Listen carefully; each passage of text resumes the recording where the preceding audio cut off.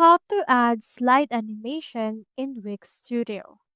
In order to do that, head over and click onto that particular image. Then click onto this Open Inspector icon.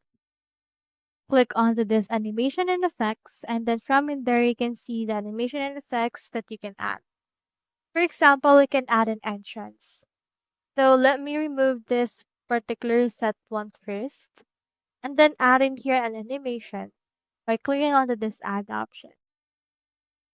So once you have clicked on it, you can see in here the slide option. So let's head over and then click on it, and it should be able to be applied to this particular element that we have. And as you can see, that is a preview of how that will appear. Let's head over and add the slide animation to a text as well. Click onto the text, go over to the entrance, but first remove any existing animation.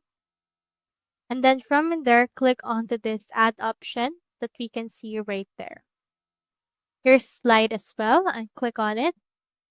And you should be able to apply that animation to this as well. So that's how you add slide animation in Wix Studio. Hope we helped.